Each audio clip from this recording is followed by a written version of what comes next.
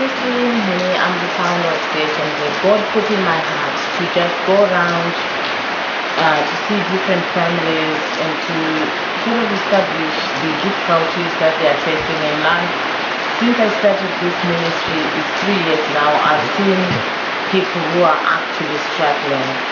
So I've managed to go around and recorded a few families, how difficult, how hard it is for some of the families. Some people are actually blessed. If you look at some of the videos which you are going to see after this, I'm telling you, you're going to be surprised with some of the things that you're going to see there, because you will be able to witness real people going through real and true difficulties that they surely need some help.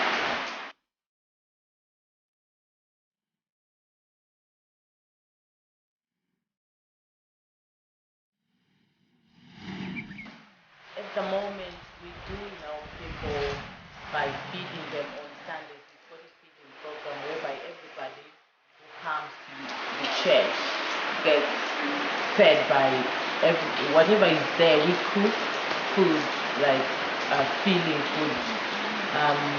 Also, we give people clothes. We've got people within the church and sometimes outside the church who come to donate some clothes. So we've managed to give a few people some clothes as well. So God has put into my heart to sort of visit some of these families who come here who are actually struggling, which we started yesterday to visit these families. We've been to a few families, and the situation, the condition that we've seen that these families are living under is so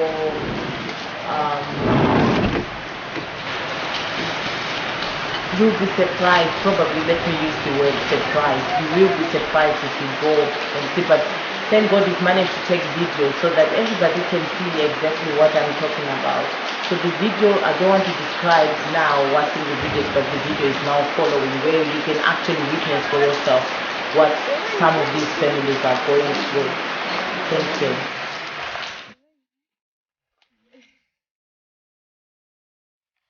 Mama.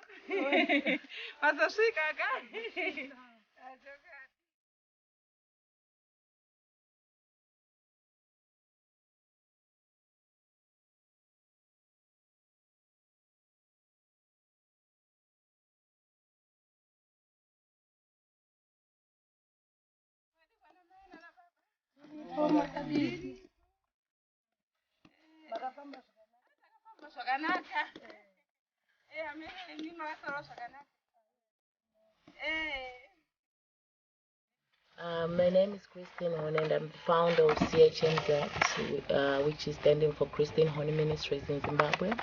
After I was sent here by God to start this ministry, I've seen that there are some families in this place of Zimbabwe called Msengezi who are actually struggling at the moment, and I have decided to go around and visit these families to see exactly how they live and exactly their situation, and to see how they can be helped if they need the help.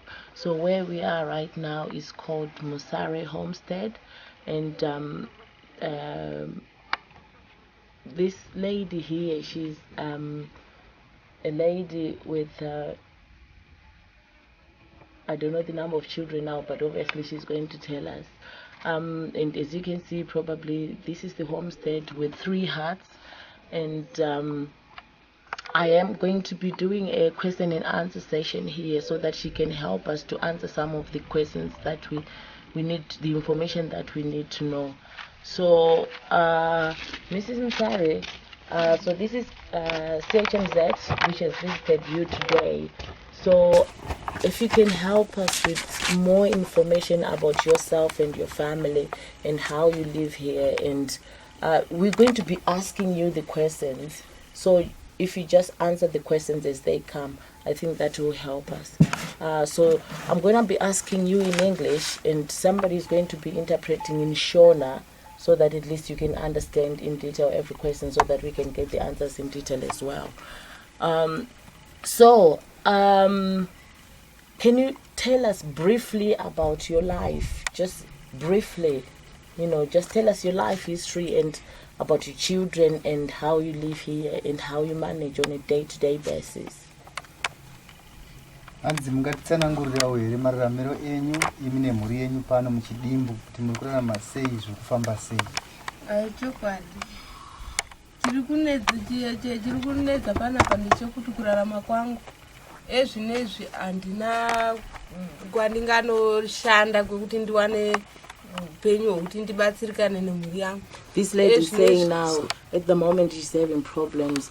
She can't actually sort of go out to seek for a job where she can get some money to support her children. Kuchikoro kunodiwa mari yekuti vana bhadharirwe plus ezvinezvi ngechando inei akaifana kuenda kuchikora.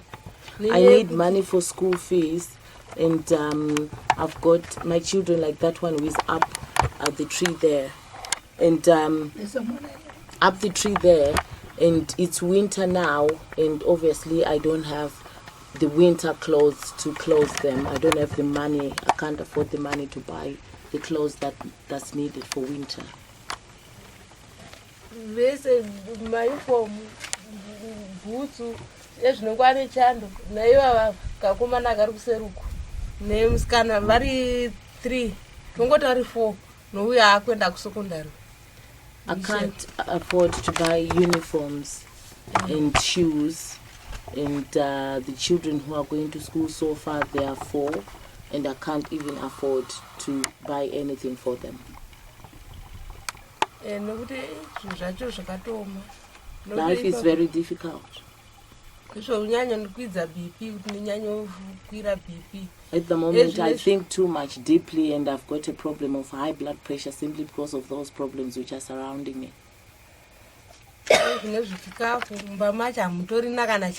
I'm struggling to get food, and even at the moment as I speak to you, I don't even have food in the house. As you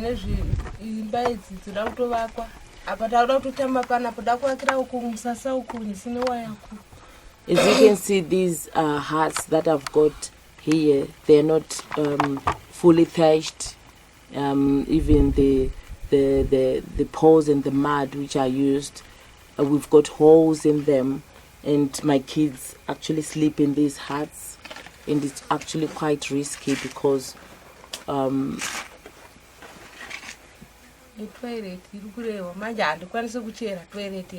don't even have a toilet here, and I'm not able to dig one, so that's another problem as well.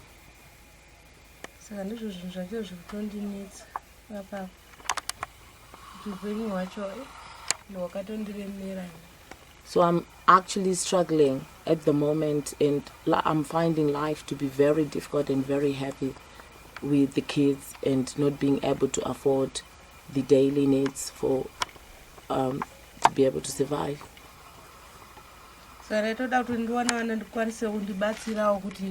Ini chimboito pane chikwanisa kuti ndibatewo kuti ezvinezvi kurewa nzikorera namautsanana anouya panapa achizoona kuti ipapa kuku wakatomubvunza kuti toilet yakavakwa here ndikati hapana. I'm actually seeking help at the moment, so that probably I could go out and seek for, jobs to do, like just casual work, to go out and help so that I can get a bit of money, so that probably I can be able to dig a toilet, probably to buy cement for that to be done.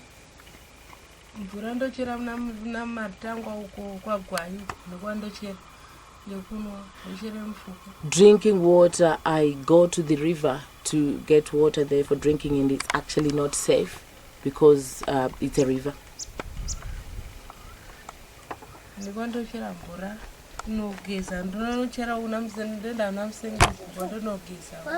For bathing, we have to go to Msengezi River as well. That's why we just walk there and bath there.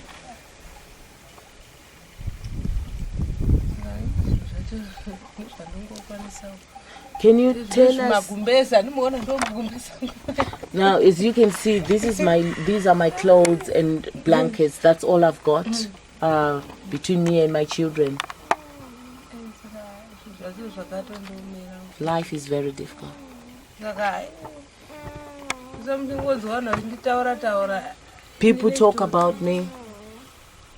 ndinenyanyo kuti ndine problem yemwoyo neBP. I've got heart. Neplus ropa hanzi ndine ropa handitori naropa. I've got heart problems. I've got high blood pressure, and I was also told that I'm anemic. I've got ongoing headache problems. Papa nezvidhina zviri kutotengeswa ndaitombofunga kuti dai nandaona kana $60 nambobhadhara $60.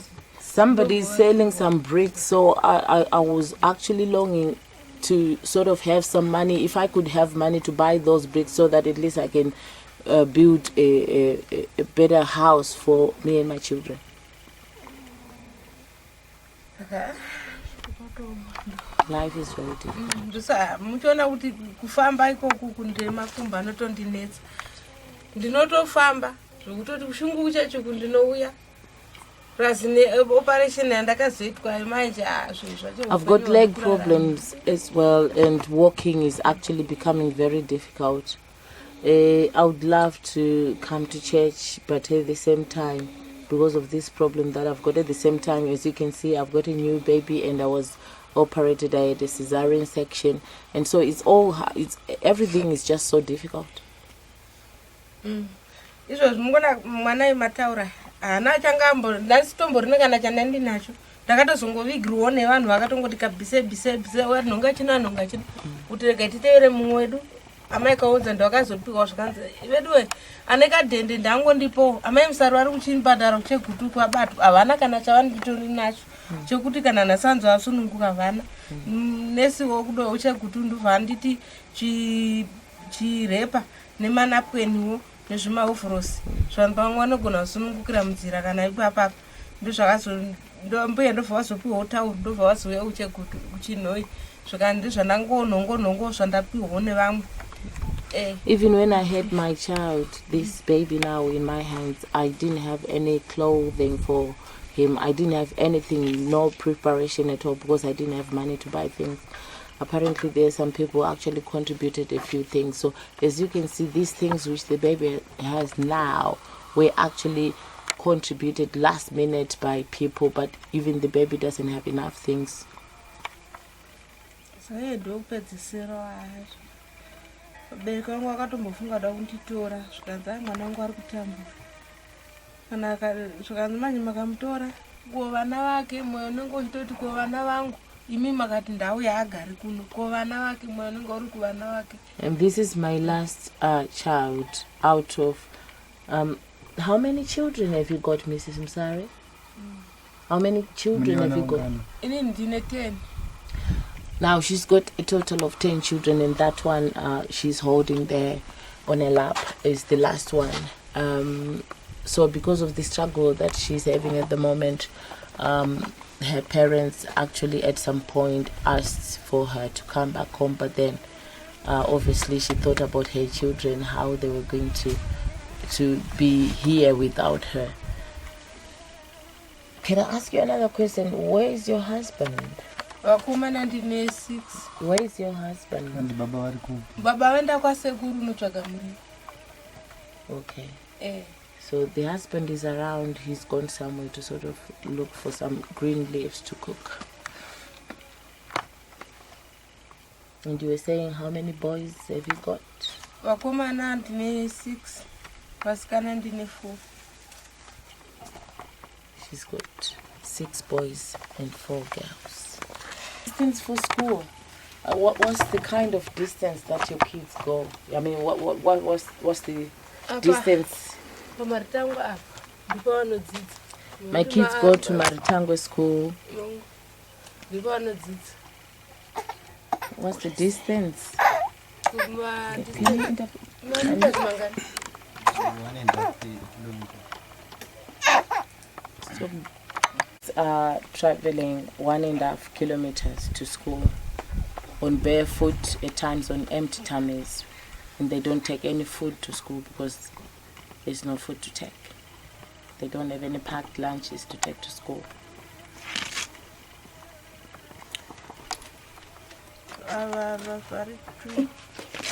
vari tu uyu nomusikana vari kudiwa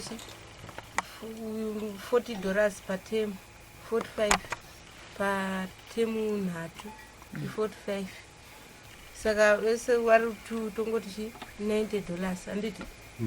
My two kids, they pay $40 each per term for fees, but I don't have the money to pay for the fees.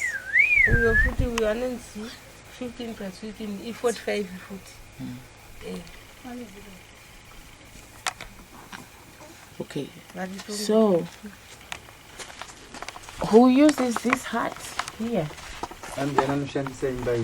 Imba iyi ndeyevakomana saka iri zvino haisina munhu anoga ndoda kutoigadzira mukomana atodzoka ada kutoiiti namwe igopfirira. So this hut here, as you can see, is dilapidated, but it's for the boys. This is the room for the boys. As you can see, it's actually in a state that it's not good for humans.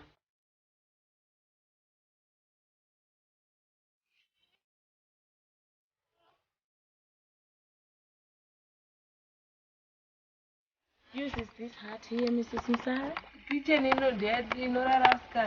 This hut is for the girls. As you can see as well, it's full of holes, and it's coming to winter time now. As you can see, all these holes here. Do you mind if I open the door? Okay, do you mind just opening the door for us, please?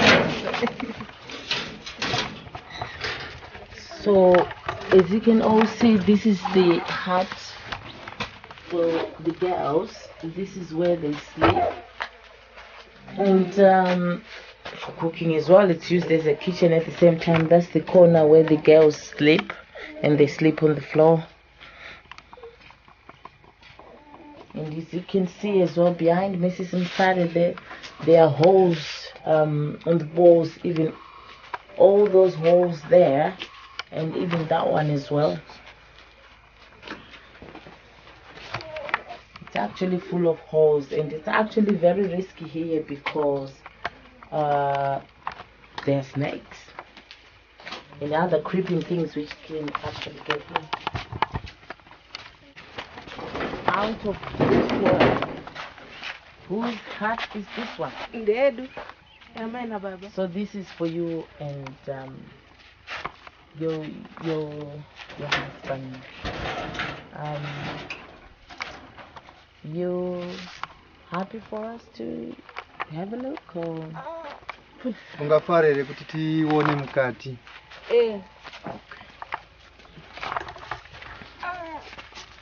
So this is the situation. So this is the main bedroom for the husband and wife. There is a closet there, and that's, their clothes as well hanging up on these wire lines. And in the corner there, they actually sleep on the floor with the new baby. Who gave you that mosquito net? Mosquito net takapiwa mazuva akatapiwa vanhu mosquito net kudzivirira malaria. Right, this mosquito net was given when people were given mosquito nets to prevent malaria. Here, Mrs. Msare, so we can see them. Atingaonere vana venyu vari pano. Ndiyo vatu avari muti neaka. Can you come here? Can you no come? No. Joshua, easy. Yakun. Where? Oh, he doesn't want to come. No problems at all. Okay, so you've got these two here. Two boys.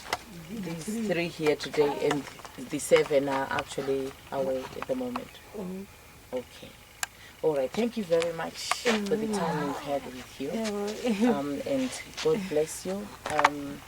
We hope to seek the help that you need so that at least your life can change. Kana mudziyo mungoonoti ngona ndo mafoto tu ngona tichikubata tishambe kuitira vaedzi. I don't even have enough dishes. Even when people come, I can't even, give them food because I don't have dishes.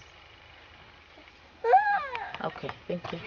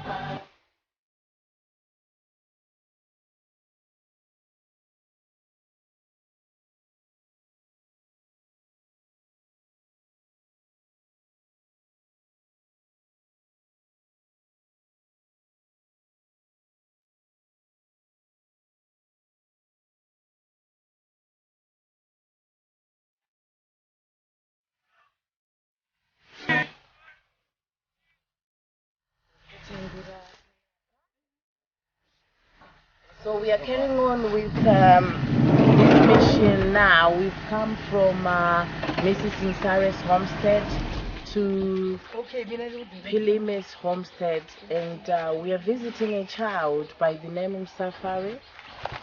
This child is an orphan who now lives with his grandma, and this is Mrs. Mabai. She's the lady now who is living with this child. We are going to see him when we get to the homestead, and now she is actually gathering some firewood for fire so that she can cook for Musafari. How old are you, Mrs. Mabai? She's saying she's about 70 something years old. She actually doesn't know the exact her exact age. So Mrs. Mabai, we've come to see you today. I'm Christine Huni of CHMZ Ministries. Christine Huni we CHMZ Ministries. Okay, so the main reason for visiting you today is because I've seen your grandson Musafari, who is an orphan, and obviously he's got some health problems at the same time, and I know, of course, what I gathered from him and Mrs. Pilim is that you're having difficulties in a few things. So I've just come today so that at least I can gather information from you, what difficulties you're going through, so that if there's any help, at least we know what help you need, and if there's any source of help, at least we can approach people knowing exactly what you need. We've been to one family. We've got few families that we want to visit, so you're sort of the second family now. So if we can go home now, of course you will gather in some firewood, but I think we can help you take the firewood to your homestead, so that at least we can sort of have an interview while Musafari is there. Is that all right?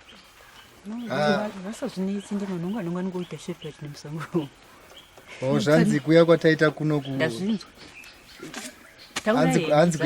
kuno kutauya anoda kwa Musafari watinopinda naye chechi.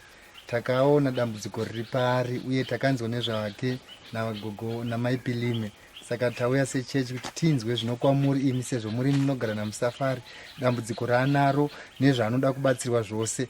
Saka tati titaure hedu tichiri panapa, tikange tapedza hedu sezvo muchinhonga Huni tochienda kumba kwamunogara tonoona kuti zvakamira sei. Okay. Dambudziko naMusafari anorwara. anorapwa kuOI clinic. Okay, so Mrs. Maba is saying that the grandson Safari, his health is not good at all. He goes to what's the name of the clinic, by the way? hanzi clinic iya inonzi chi OI clinic. That's where he goes to get his treatment. What sort of treatment is that? Can you sort of explain the problems that are surrounding Safari so that at least we know what's going on with him? hanzi dambudziko riri pari chaipo chematreatments ari kuwana ari kurapwa padambudziko rei raanaro. Pakatorwa blood test vakati ivo ane utachiwana. Msafari had some he had some blood tests which actually showed that he had an infection in the blood. What sort of infection is that, Mrs. Maba, if you don't mind? Chirwere chaanacho chaakanzi nachiremba nacho chii? Right. So Msafari has got he's HIV positive. Was he born like that? Was he when did he get this infection? Was he born like that? Akaberekwa aine utachiona here kana kuti akazowana atoberekwa? Aingorwara then pakazotorwa ropa pa2007 ndopakatorwa blood test. So in 2007, so you're saying that Msafari didn't have... Okay. So his health was not good from birth. And then obviously in 2007 he went for the blood test and that's when they discovered that he's got this infection. Saka zviwa kuti akaberekwa asina utano hwainyasofadza. Saka ndopa akazoenda kuchipatara mukaona akaonekwa aine chirwere ichi. Ari mudiki akanga ane muviri zvake wakakura asi zvakazongoti papamberi. Okay. Zvino kumusha kunonese ikwata kwavakanga varakangaiswa kudanana sikaigona kuwana masupplies nini neporiji moza poriji rehospital yavo raimbomubatsira angasinganyanye kupera zvavo. So at birth you're saying that Msafari actually looked all right, but as time went on then he started showing the signs of infection. And so you're saying that he moved to this place now where he's living with you, where actually you're having problems to get his treatment and the food that he's supposed to eat, you're not getting the right food for him to eat. That's why he's actually going downhill now as far as his health is concerned. Is that correct? Vari kuti kuuya kwakazoita kuno kundopa makazoona kudzikira kwake kuburikidza nekuti haachawani chikafu chaiwana ari kwamanga muchitaura. Zvingaita kudaro nokuti muno anongowana mukaka nemavheji zvino mavhejitebhu chaiwo iyo repu chaiyo akaramba achidya on and on anoita madhari. Okay, so Mrs. Maba is saying that Msafari here, all he's getting is milk and green vegetables, just the leaves and nothing else. And so once he is eating this on an ongoing basis, he's ending up having diarrhea from it. So that's another problem that she's having at the moment. So obviously you need help in as far as his food is concerned. Saka pakuradzika kuti zveshuwa panodiwa batsiro pamusoro penyaya dzechikafu kuti aite zvakanaka. Okay, so we can go ahead and go now to your homestead so we can see Msafari.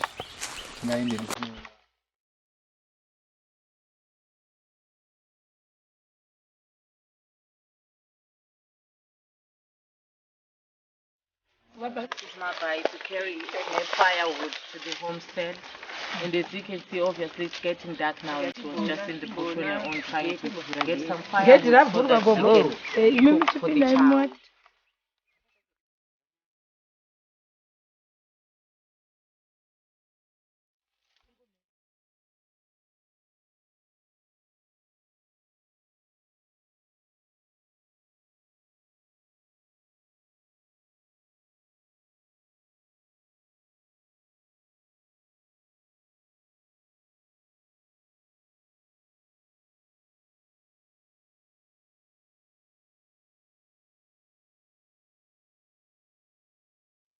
So this is Msafari. So Msafari is the grandson to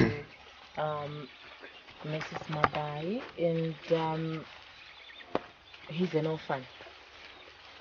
Is that correct, Mrs. Mabai? Is he an orphan, Msafari?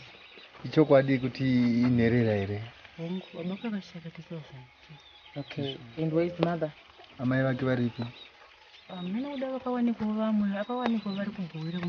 Okay, so Msafari, the situation is that His father died in 2010. In 3.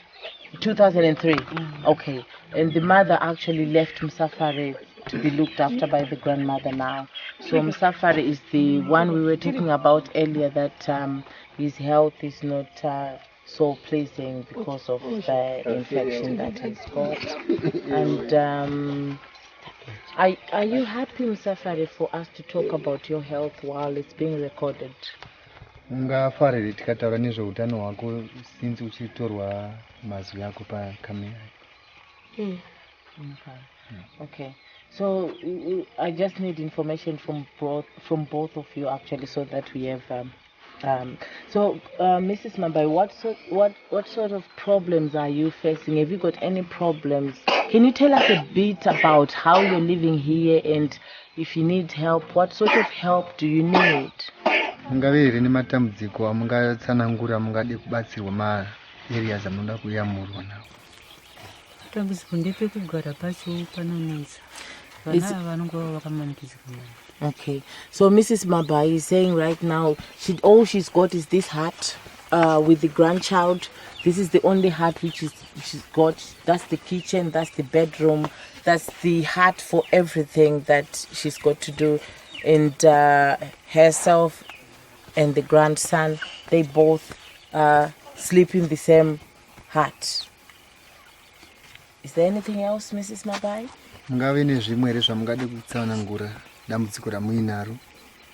Nekuchikoro kwaanyanyowana zvinhu zvakakwana kuchikoro. Okay.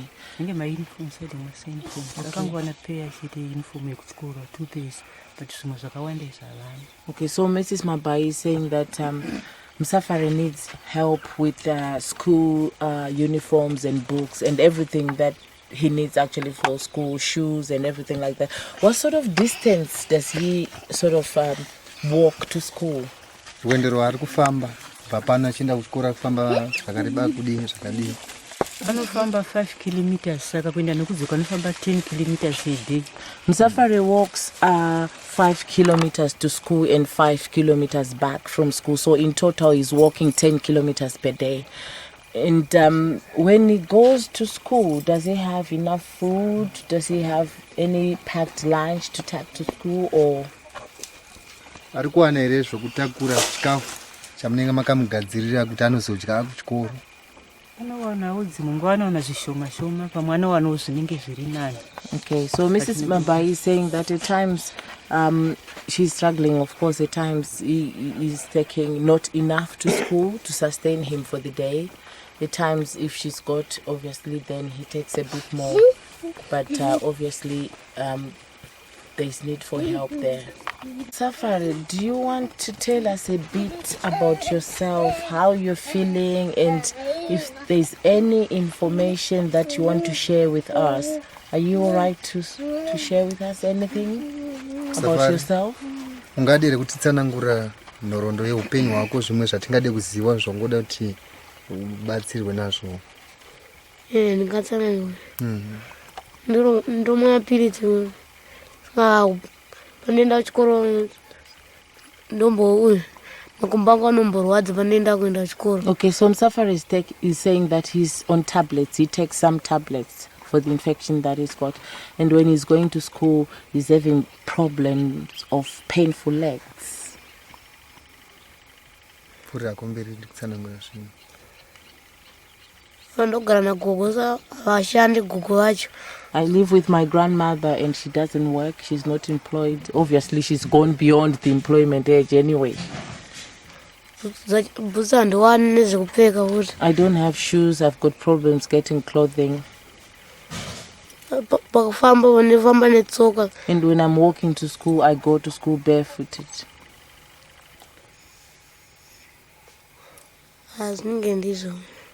Ko panyaya dzemagumbezi and the like zvakamira sei?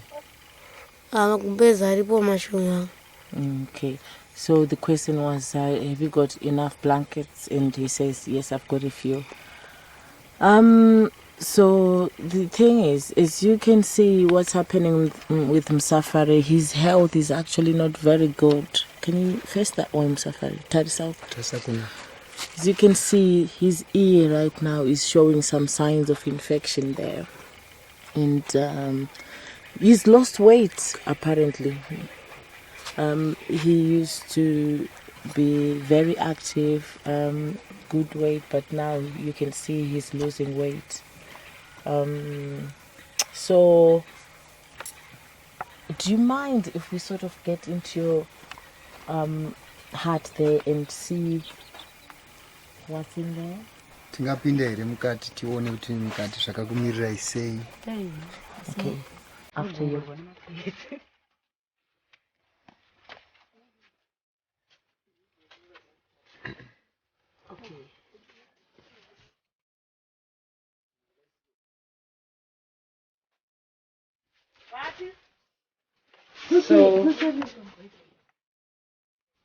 So this is the hut where Mrs. Mabai lives with her grandson, and so she's got her dishes in this corner here, and she's got her bed in this corner here, and this is the fireplace.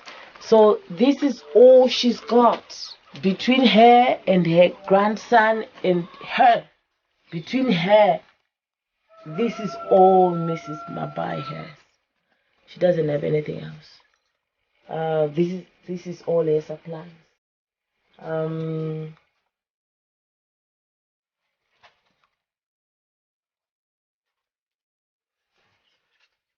as you can see, the state of her bed where she sleeps. Obviously, she needs help. Probably she could do with a bigger house with a few rooms, so that the grandson is growing now. He would need his own room. She would need her own privacy as well. Okay. Can we go outside? We've got a good crop here of corn. Who has been helping you? Has somebody helped you to produce this good crop? And how big is the land? Is it just this piece and that piece there? Because I can see that you actually have got a good crop here.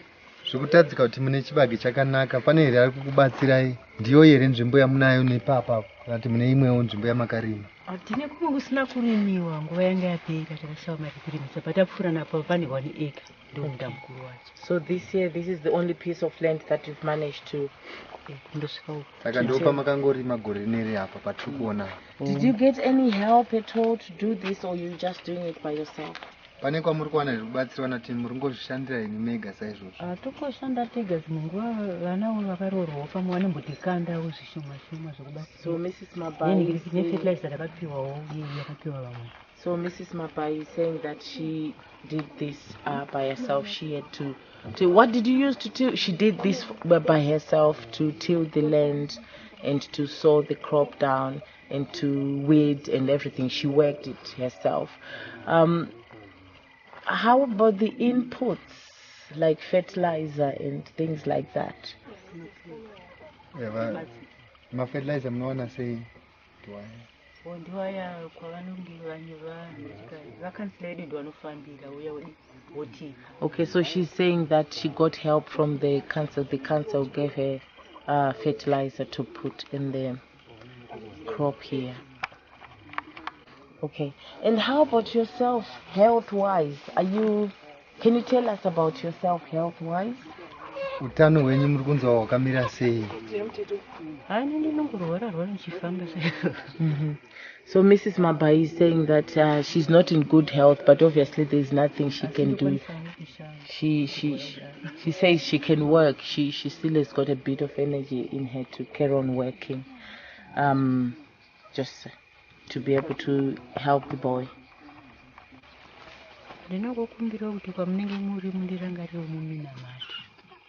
Mrs. Mabai is asking that wherever we are, she needs prayer, so that she can be strengthened and be able to carry on through prayers.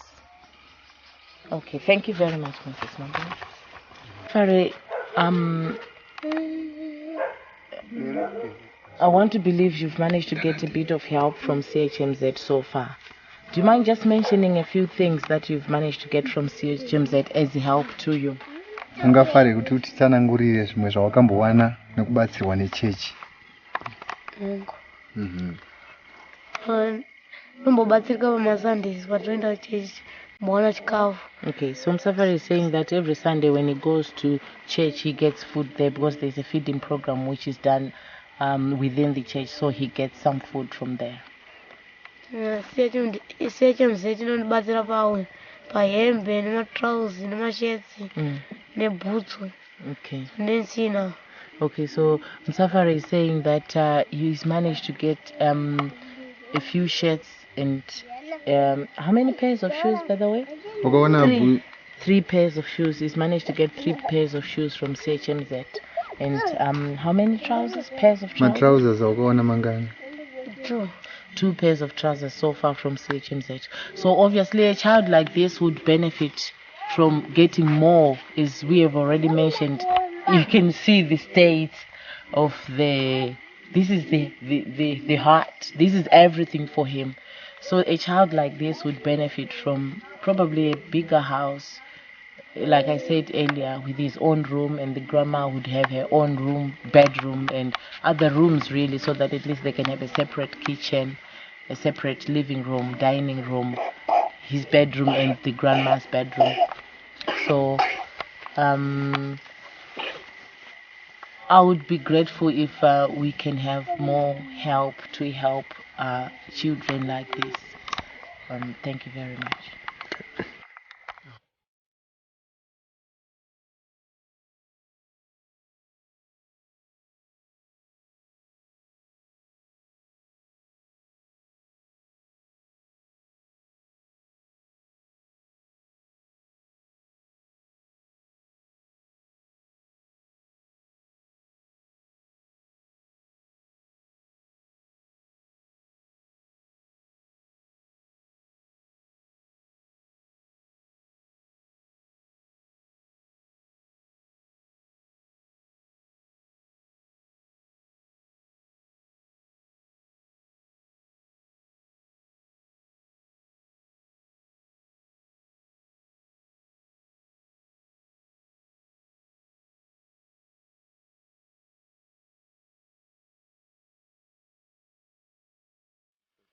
Okay, so today is another day. We are carrying on again, CHMZ. Yesterday we managed to cover 2 homesteads, and now, so today we are carrying on again. Where we are now is Mirinda Homestead. So we are going to carry on again. This is another family which is facing so many challenges. They've got big families and they're widows. So we're going to be asking them questions so that they can tell us exactly what's happening in their lives, so that we can sort of see how they can get help. So Mrs. Linda, Christine, CHMZ. So I wanted to know what kind of challenges you are facing. Can you tell us a bit more about your life, what's going on in your life, so that at least we can know what's happening with you?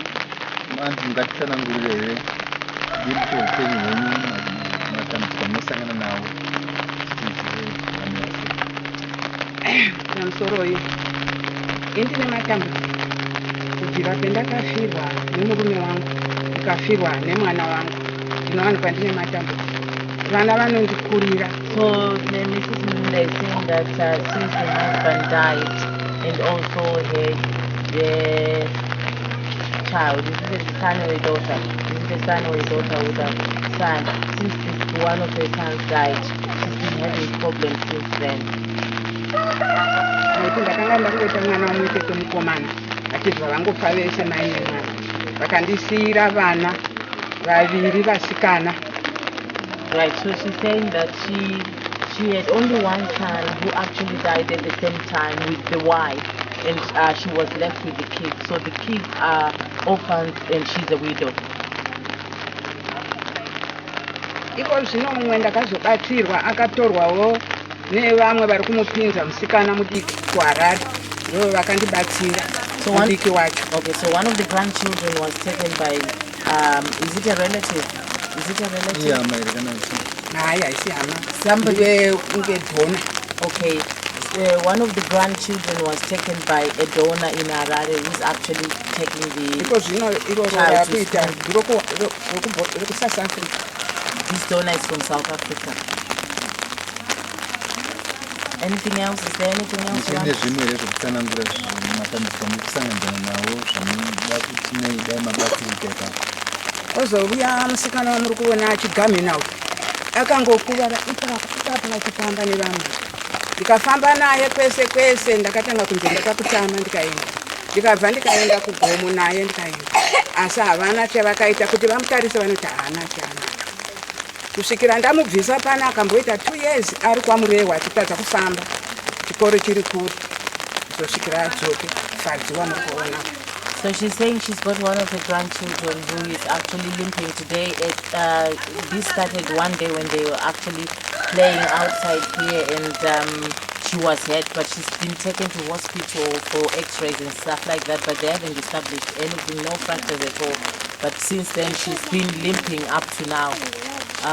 So that's another challenge she's facing. Anything else? Is there anything else? Kune zvimwe here Mari yacho ndiyo iri kunetsa manje. She's facing Nokuti financial kozvino mai problems. vacho vakasiya nherera mbiri. Chikomana chakasara chine mwedzi. Kozvino chakura chakupinda kugrade 1. She's got other 2 orphans as well. She's got to look after them, but she's having financial problems. Is there anything else? So these kids, where do they go to school? vari kudzidza kuti vana avo Chimwe chacho chinopinda apa. Pamari changa chegrade 1. Chimwe uyo musikana ari kupinda kudombo. Right, so she's got 2 kids. One of them is going to primary school called Maritangwe Primary School. What's the distance like from here to Maritangwe Primary School? pakareba zvakadii kubva pano kusvika kumatango panga distance yacho Kuneyo mukomana. Pamaritangwa chinhambo. Nokuti tinopfuura kwese kwana Huni, kwese kwana Gwanzura, kwese kwana Roughly how many kids? Maclean. So this, how old is the son? How old is the son? ane makore mangani Is he here? Naimwe vasikana, Is Tawanda ane makore mangani? Tawanda. Tawanda, who is 8 years of age, is walking a distance of 3 kilometers to school and 3 kilometers coming back from school. So he's actually walking a distance of a total of 6 kilometers. And the other one is walking a distance, roughly how far is Dobo from here in terms of kilometers? 8 kilometers. The other one is walking a distance of 8 kilometers to school and 8 kilometers from school, which is a total of 16 kilometers. Are these kids here? vari pano vana avo Uyu umwe akaenda musi uno neSaturday. Akaenda kuNotoy, Tawanda. Uyu fadzi aripo. Okay, so Tawanda, who is walking a distance of 6 kilometers, is not here at the moment. Otherwise, we could have actually shown you on the camera. So, is there anything else you want to tell us? How about food-wise? Who is supplying you with food and clothing and things like that? ndiani ari kubatsirai panyaya dzechikafu zvekupfeka zvekufuka nezvimwe zvakadaro Hakuna. Kana vasina kutoedza vo vasikana vangu ivavo. Sekuti mukomana wananga ndine 1 ndiye akaenda. Vasikana ivava ndo vanobatsira nechikafu ndo vanobatsira. Kana vasina kuchiwana ndenge tisina. Okay, so Mrs. Mlinda is saying at the moment she's struggling to get food supplies and clothing. She's got a daughter who actually is struggling as well to kind of help her, but at the same time I think she's got her own children to look after as well. Okay, so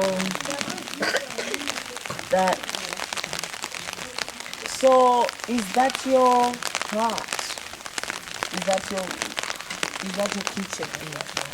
Okay, so how many kids are you looking after now at the moment? mune vana vangani vamuri kutariseko zvinova muna kana vasina kubuda seizvozvo ndiro dzangu dzandopakura chaidzo ndopakura 15. You're looking after 15 people. Right. And they are all under 18 years of age, are they? vari pasi pemakore 18. Are they here? Are they all here? Pane vana here vari pano vatingaona vari pano. Uyaini. Vari mumba uyaini. Elisha Padzi. So, is this one going to school? Iye akuenda kuchikoro here. So what's happening? I can see that she's got some, what's this? Some kind of infection. Hanzi akuratidza kuti ane zvironda musoro. Akamboita musoro wese iko zvinhu zvanga zvatopera zvakutanga. Akamboita kuzvimba kudai musoro wese.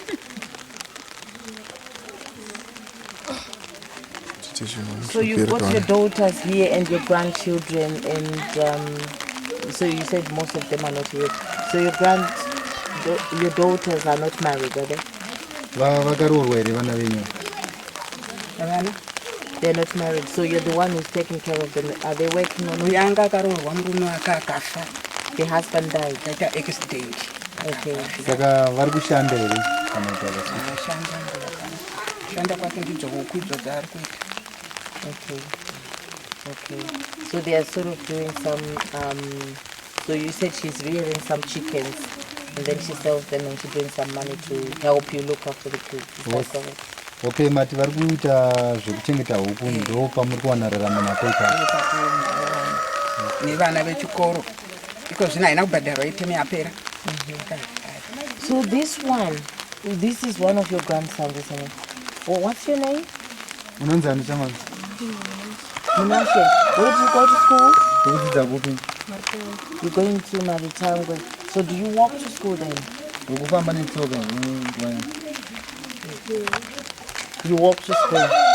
Do you take packed lunch to school? Do you take any food to school? Ukuwana here zvokutakura zvokudya uenda kuchikoro? No, you don't have any packed lunch to school. Is there anything you want to tell us? Are there any challenges that you want us to know when you're at school, when you're at home, health-wise? Is there anything you want us to know about yourself? Une here matambudziko uri kusangana nawo ako pakuenda kwako kuchikoro kana kuti pakugara kwauri kuita zvaungade kuti tsanangurirewo zvako zvinokunetsawo?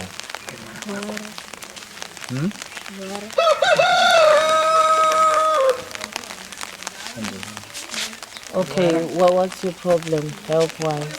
Dambudziko nderako nderei uri kurwara nei? You've got tummy problems and eyes. So can you speak up a little bit so that we can hear Taurisa what you're saying? kuti munhu wese anzwe zvaurikutaura. You've got problems with your eyes and your chest. Okay. Have you had any kind of treatment? Wakambowana here kubatsirwa nana chiremba kana kuti kuenda kukiriniki pamusoro pedambudziko raunaro? Kuti ndakamboenda. You've had but you haven't nothing has changed since the treatment.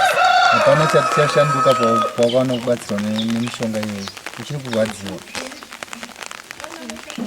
Taurisa. Okay. What did you say?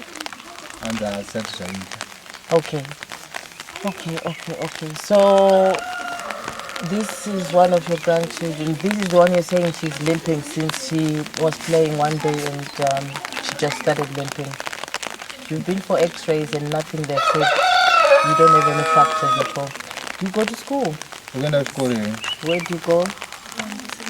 You go to, can you speak up a little bit? Okay, so you can speak in English. Okay. So you're going to Dombe Secondary School. You are limping, but you go to Dombe Secondary School. How do you get there? Unoenda nei kuenda kwauri kuchikoro? You walk to school limping like that. So you're walking a total of 16 kilometers. Do you take any food to school? Do you take any packed lunch to school? No, why? Sorry? Okay, so there won't be any food to take to school. Okay, so you're having problems with the supplies. Okay, so are there any other challenges you're facing in life? Yes. What are they? School fees. You're having school fees problems and the distance, the walking distance is just too long for you. Okay. Okay. And that's one of your grandchildren? Are they, what's your name? Elisha. Elisha, can you, are there any challenges you're facing in life?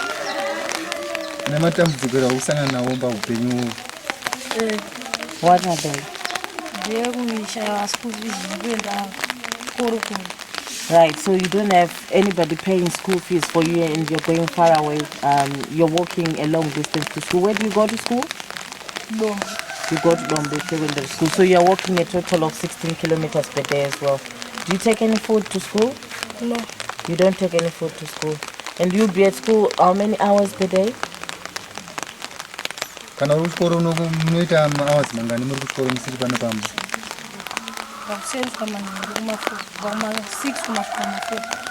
6 o'clock in the morning up to 4 o'clock. How many hours is that? 6 to 4.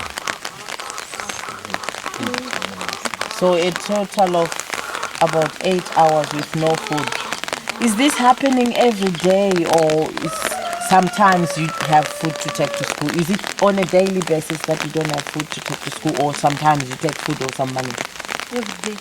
Every day you don't have food to take to school? Okay. And how is your performance in school? Are you doing well in school? Kuchikoro urikugona sei? Urikugona yanati wakamira sei panyaya chikoro? You're trying your best. Okay. And so that's one of your daughters. Can you tell us, what's your name? Can you tell us about yourself? You are Christine. You were once married and the husband died. And you came back to your parents? You're helping your mom to look after the grandchildren and your own kids at the same time. Any challenges?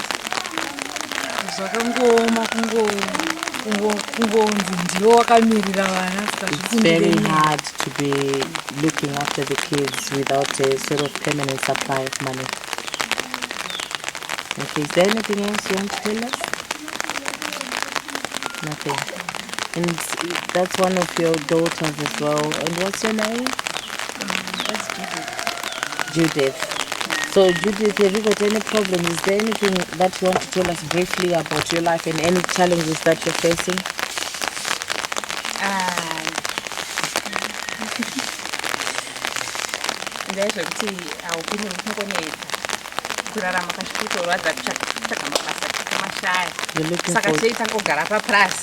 You're looking for work, you can't find work.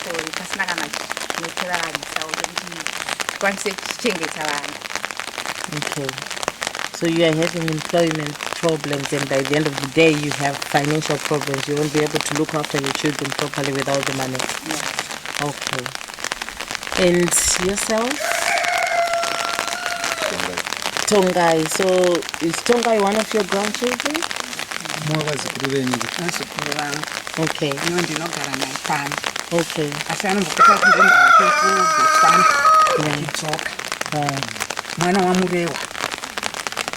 Fungai.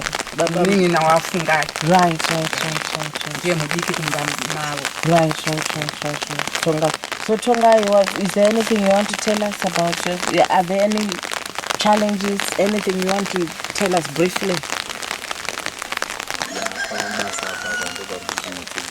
You're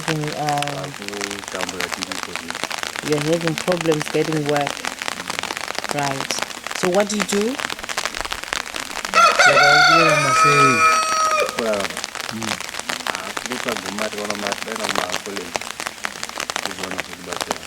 Okay. You want to further up your studies, but you can't find money to do that. Okay. All right, anyway, thank you very much for your time. Thank you very much.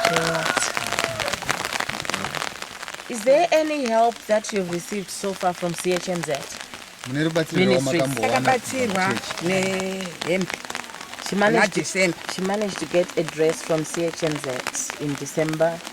nechikafu chatopota tichidya. And every Sunday there is a feeding program, so they benefit from that as well.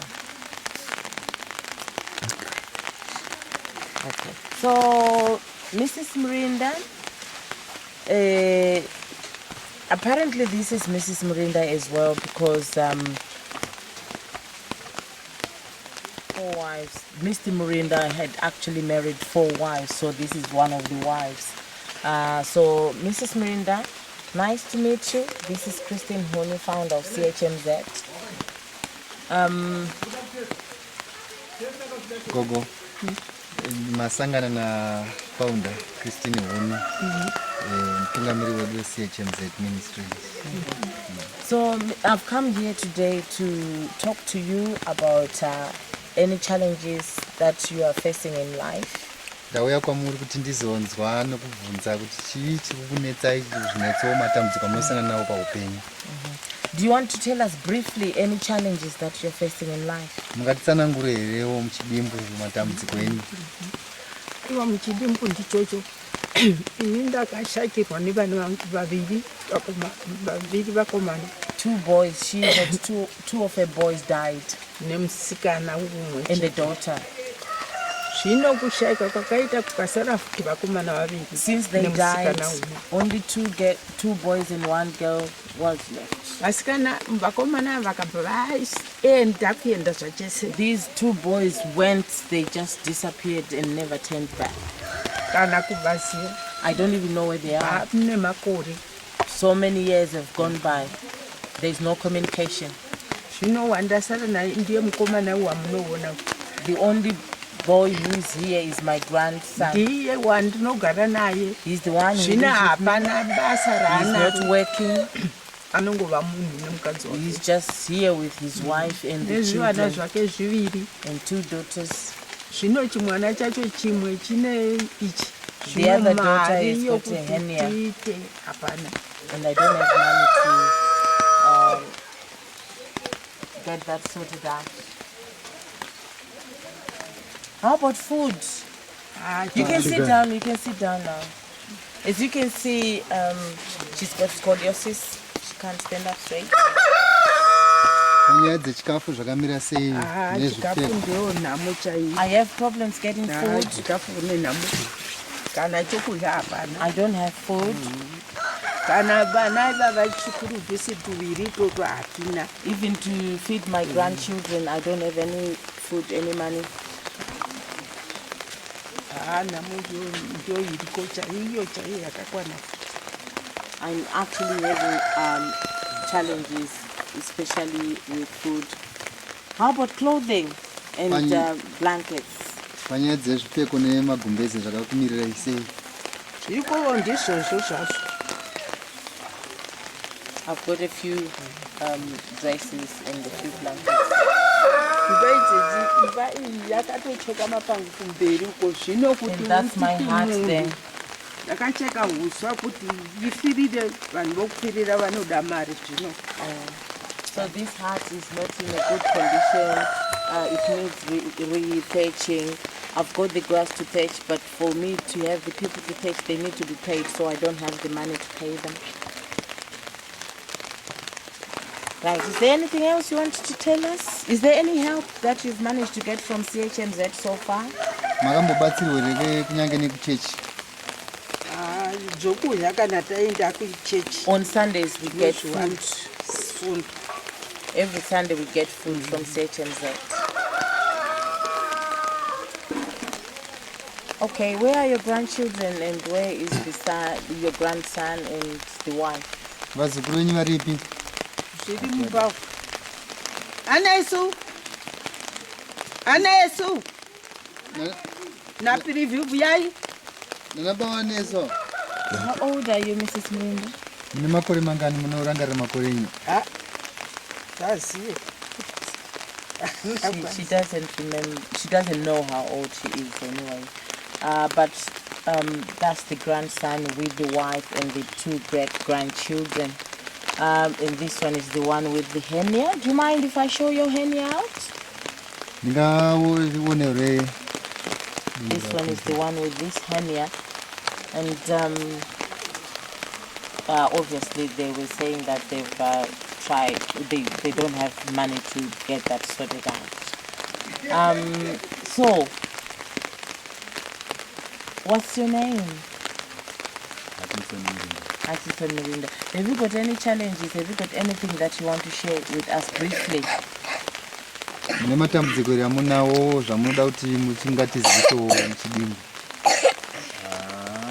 Matambudziko zvawo anenge aripo zvawo zvakutiwo tisikuenda kubasa chimwe. He's not working, he's not employed. Kuti uda taishandawo chimwe. If I was working, I would be able to look after my grandmother and my kids and my wife better. We just find piece jobs to get money to, to go back. Okay. Is there anything you want to tell us? What's your name? Memory Ngosha. Is there anything you want to do? Are there any challenges that you're facing that you want to share with us? Nangu ndingoti mabasa asikuwanika chingoti usina peace work ngochingwanika kurarama. I'm having problems with employment. All I'm doing is piece jobs, piece work, and I get paid bits and pieces of money. I want to be able to take my kids to school. I mean, in terms of school fees. If I had money, I would have taken my child to that venue to be repaired. Are they going to school? Where do they go to school? They go to Martanga school. How do they get there? They walk. Right, so they are walking a total of 6 kilometers per day. Yes. Right. This is 6 kilometers. Yeah. They are walking a total of 6 kilometers per day. Do they take any packed lunch? Do they take any food to school?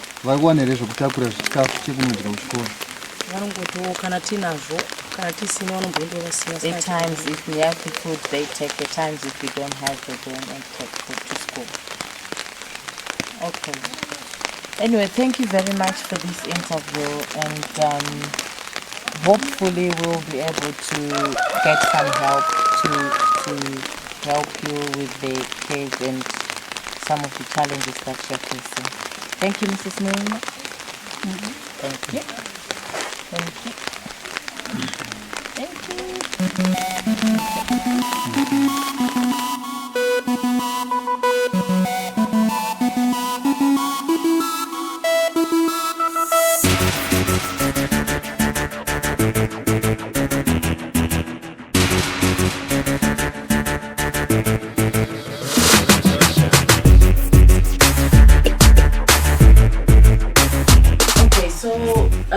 We're still on our mission as HMZ, visiting different families who are facing difficulties in terms of daily living needs. So where we are now is Gwanzura Homestead, and we have Mr. and Mrs. Gwanzura with their family. Mrs. Gwanzura, this is Christine. Mrs. Gwanzura, this is Christine, CHMZ founder. So, like I said to you before, we were going to visit you to see and discuss with you what problems you are facing and what sort of help you need. So, do you mind telling us briefly about yourself and the kind of life you're living and anything in terms of difficulties that you're facing? Pano tauya pamba pamai na baba Gwanzura vamuri kuona ava saka tavabvakachira kuti vatitsanangurire kuti mukati muupenyu hwavo chii chiri kuvanetsa uye chii chavangade pamusoro pokubatsira upenyu hwavo. It's okay. Panapa chinhu chinonyanyondinetsa inyaya yechikafu nekuti nguva zhinji ndinowadzoshandira kuti vana vangu vawane chikafu it's like pana andiri kungori kubasa ndandiri ngori busy kungosafa mari yangu always yangori yechikafu chete ndisingakwanisi kana kuti ndingatengere mwana kana bhutsu. Yes, here and then ndakwanisa kuzongoitawo zvangu but always ndaingoti chikafu dai vana vangu wane chikafu vakawana chikafu I think they survive. Okay, so Mr. Kwanzaa is saying that he's got problems with food. He is struggling to feed his family. So he's got how many children have you got? 4.